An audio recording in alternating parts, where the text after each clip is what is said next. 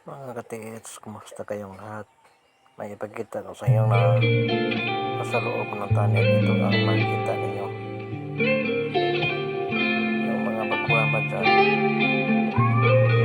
ito ang tingnan nyo para malaman nyo kung paano kayo maghanap ng benepisyo. Yan ang makikita nyo sa loob ng hukay nyo. Matunnel siya. Mababaw na yan. 1 meter ang niya. Tapos masuk ke niya is 1 meter din. Yung nakabilog yung naka-TH yan ang item. Yan ang nakalagay ng item. Gold bar.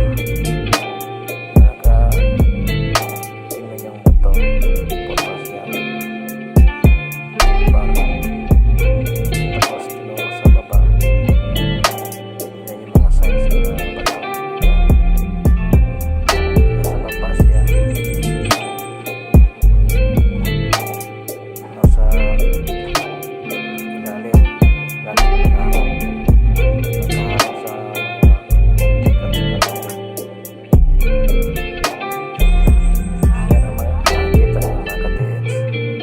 Kayo ay maghukay. Pati yung nasa gilid na bato nakatulog din sa isa pang araw. At ito mga ka-TH, ito ang nakita ko sa hukay namin. Letter E at saka may heart. Ay ibig sabihin, yung heart ay may nakatago ng kayamanan o gold bar ang nakapahiwatig dyan. At saka yung letter E, yung item is nasa tubig. Tubig yung E, symbol na. Symbol yung E is tubig eh. Tingnan nyo sa mga coding para malaman nyo kung ano ang ibig sabihin ng letter E at saka heart symbol. Yan mga ka-TH.